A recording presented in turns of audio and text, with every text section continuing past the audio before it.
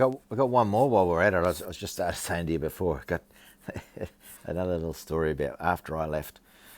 After I left the other town and ran away to live with my dad and my grandparents, and left all my younger brothers at the age of 9. I left all my younger brothers down there with my mother and this stepfather figure that used to work for my dad and had kept working for him after we left, after we all got kidnapped. He kept working for him for a year before he left to go down there to make it seem like it wasn't him that was breaking up the family. He didn't want to be a target. What did he think? No one was going to find out? What? I think they were hoping to run away to Australia, but that didn't happen. So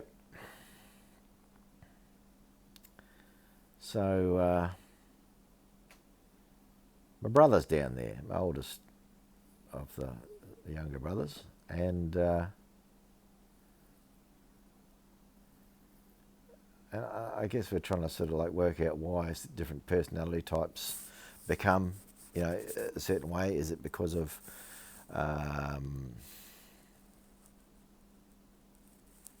nature versus nurture? And now I've had him test that he doesn't seem to come up as an INFJ.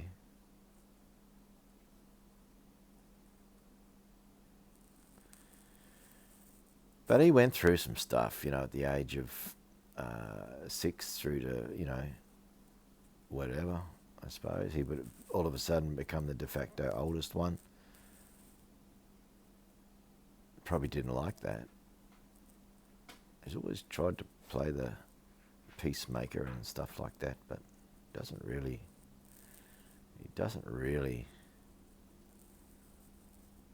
pull it off that convincingly.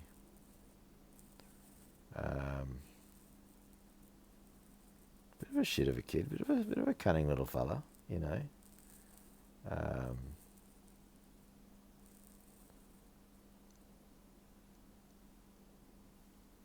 But back in the old country, we had this thing called health camp, and it was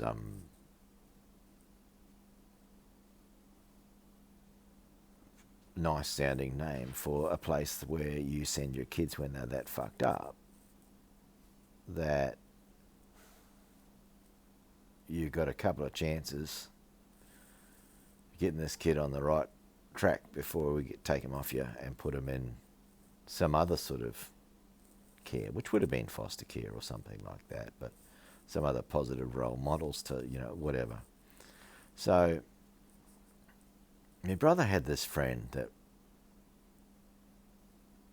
they played, whatever. That was his friend he got to hang around with. So he knew him quite well, and his dad also happened to be the rugby coach for the small school. It would have been a small school. We're talking real small town stuff, and so.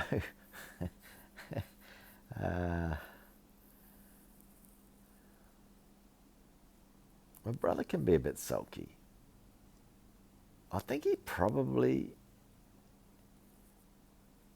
It's definitely been said that he's got a lot of my mother's stuff in him. Because a couple of my brothers stayed there. And the next one down from that, he ended up coming up where we were a little bit later, and staying with my auntie and uncle, going to boarding school with my cousins and stuff like that, because he was in between their two ages, and they looked after him real well. So he got some good role models there, and I just thought of another idea for another video. I'll have to remember that. I'll come back to that about my auntie. Which I think I did mention once before when I told them at the cousin's birthday party that they needed to bring up the kids' bit. I'll try and remember what I was thinking about for coming up with another video. But so my brother, the next one down from the next one. So the third oldest brother, he'd got taken away at some stage to get out of it somehow. Don't know how that all worked out. Whether it was a straw poll. What is a straw poll anyway? Pole made of straw? I don't think so.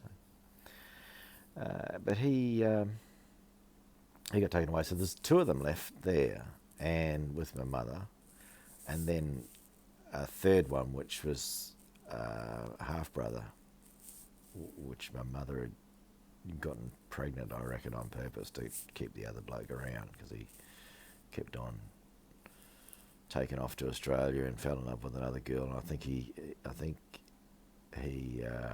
got sucked back in by a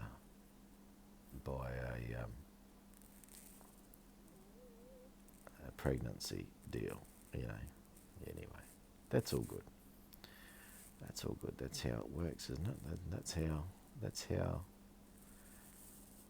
Yeah. It's probably just a natural thing that animals do. Who knows? It just doesn't feel right to do it just to trap a man. But so at least two of my brothers there were fully programmed into the my mother's little innuendos. They both said that they didn't try and poison any of the kids. I can attest that there were outwardly that was most likely the case, that it wasn't anything obvious, but there definitely was on her part lots of little things that have obviously programmed out the other kids. And I wasn't there for a whole bunch of years to see what they were being programmed up with, but I can tell by their attitudes towards certain things. Well, one of them actually has turned into a wife beater, like full-on wife beater, and a drunken muppet, like full-on wife beater over in another country. And then he ended up kidnapping the kids. He beat up the wife, took them from her country, kidnapped them, left them with one, and then kidnapped the other one, and then took all their money. I mean, where did he learn all this? In fact, some of the where he's ended up with staying and that sort of stuff, and some of the strategy for the final thing when he took that family's money, not just her money, her family's money, left an 80-year-old woman and the sister of the wife abandoned, like instead of taking them to the airport, like kicked them out, took their money, then kicked them out, like hundreds of thousands of dollars, kicked them out, and then left them at a service station halfway to the airport to make sure they missed their flight. Yeah. And that was all like my mother when I did the kicking out part, and I'm pretty sure she strategized all the rest, the money and all that sort of thing. And oh yeah, geez. It was just shocking. That was the final straw where I didn't talk to my mother after that. I've spoken to her once, actually. Like I said, that for her birthday recently. But still, I'll have nothing to do with her. Thank you very much, because she's just that. To me, that's so you've stuffed up your son and his family, and then all their extended family. What sort of how much damage do you want to wreak on the world? What do you want it to say about you? Nothing good. So, but my brother, we're getting back to my brother, the oldest one under me. So the second one, he obviously got filled up with a few ideas that weren't quite right, but obviously my mother believed everything she thought, so it doesn't make it right just because you believe it in your head. doesn't make it that it's the right thing. Anyway, my brother, he's hanging around with this mate of his. The bloke happens to be the rugby coach, and he goes to rugby training with his mate. But my brother's a little bit lippy. I was sort of making the little details to cover all this off. And something happened between him and the coach where he mouthed off,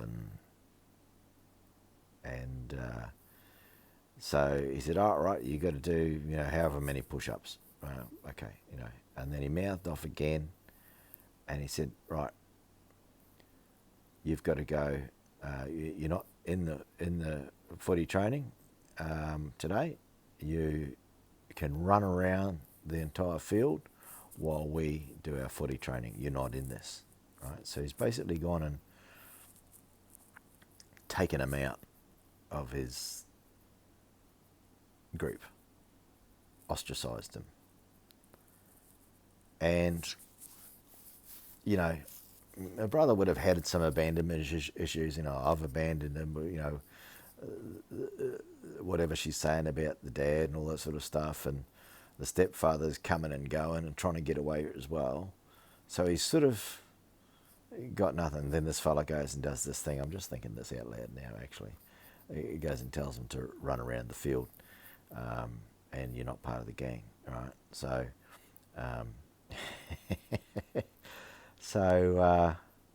he gets on his BMX bike. I do remember it was an HMX 600, a blue one with the plastic wheels, ones that you could put in the freezer and they'll straighten up again if they got twisted. It was the good one. My dad had bought it from, because my dad had worked out, even before we split up, that I couldn't be bought. Like, there's nothing about me that you get something, or you promise something as a material thing.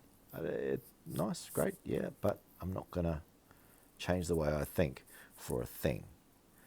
Everything's about right and wrong for me. Whereas my other brother, he could be bought. He got little computer things with the old Pong game that went on the TV thing. I wasn't really interested in it, and now computers are a full-time part of my life, but I wasn't interested back then. I was one of those kids that started off with the Commodore 64s and whatever. But yeah, I think he got him one of those as well, a Commodore 64. He would try to buy his affection, and it was sort of worked a little bit. But then again, my brother could be just also bought out by the other emotional shit, so he didn't really stand for anything. I don't think. He might have changed later in life. He's gone a bit Buddhist or something now. But I still don't,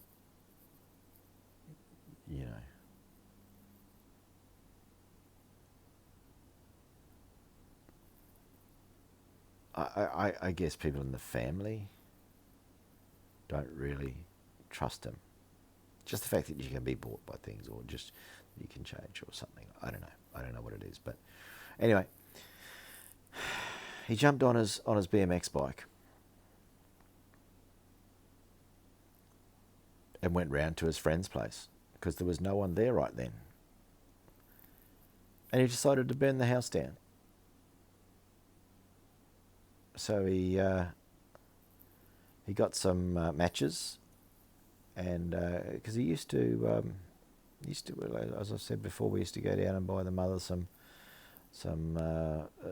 cigarettes and stuff like that, take down the empty Coke bottles, trade them in at the shop, and get enough to buy a packet of Sportsman 25s and whatever, matches and stuff like that. So, you'd come home and you'd try and light a few and see what they did and all that sort of stuff. So, at a very young age, would have been having a go at smoking. I don't know if that stuck with him at all. I don't think it did. But, so he knew how to work matches. He tore a few strips of wallpaper off the wall, sort of tore a couple of strips and let them hang, and lit them. And he ran outside and sat on his bike, and nothing happened. Nothing happened. So he went back inside, and it didn't take. And then he had the bedspread there, one of those bedspreads. I don't know what they were, ones with little tassels on the end. And he lit that up, and straight away he decided, he told me this afterwards, he told me many, many years later, he says, I didn't have to wait. I knew I didn't have to wait and see if that was going to work. And so he jumped on his bike and he started biking. And very small town. On his way home, he was riding on the road and fire engines were coming the other way, They probably would have thought nothing of it.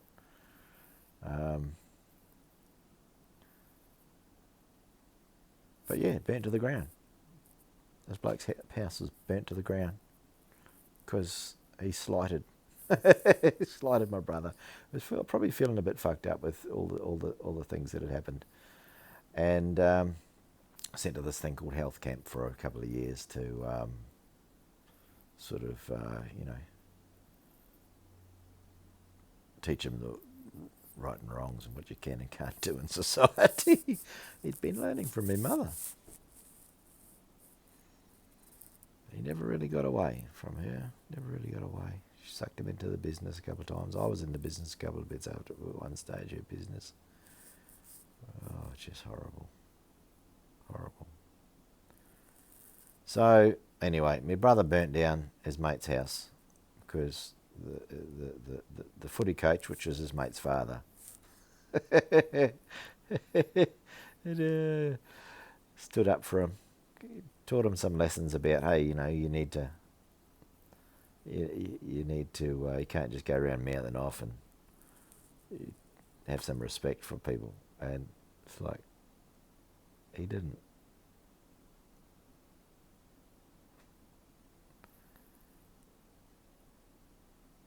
I think he still had that same attitude though many years later on other things. Him and his mate built shotguns out of pieces of pipe because my dodgy cousin, the one that I said come to stay with us, told them how to do it. Not that he'd ever done it, but they told him how to do it. So they got 50-cent pieces and drilled a hole, put a nail through, put it in the end of a bit of pipe.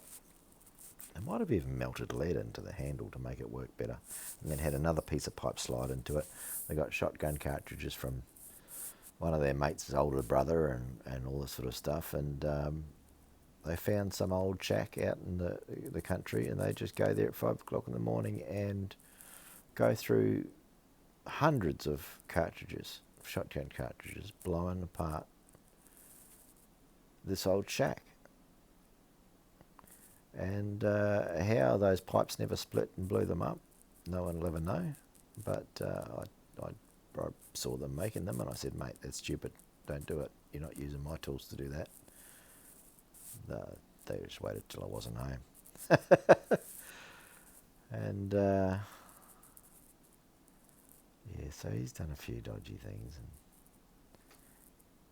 he had bands in the end and stuff like that, and sort of ripped off all their gear and stuff like that. They were still talking to him, but he decided no, he wanted what he wanted. There might have been two sides to that story, but it didn't feel right. My spidey senses told me it didn't feel right. So, but that was part of his getting away from. I actually helped him get away from the mother. I popped back to the country for a while when I was 30 or so, and stayed with them. And within 3 months, like, okay, yeah, you're right, mate. We have to get out of here. I'll help you. I helped him move to Australia and set them all up and businesses and things like that. And he's still here. A few kids later and a dodgy marriage later, but he's still here. And I think he doesn't regret, even though it was, it's obviously some pain in that, what he walked into, the craziness he walked into with a crazy bird. It's probably very much like his mother, and he'd probably run away from that, poor bugger. So, but he got away from her. I did help him get away from her, but some of the things he did as part of getting away from her seems like, oh, that's crossing the line, brother. I think selling her chainsaw second hand just to get enough money to leave her. It's just, I think it was hers, mate. Anyway,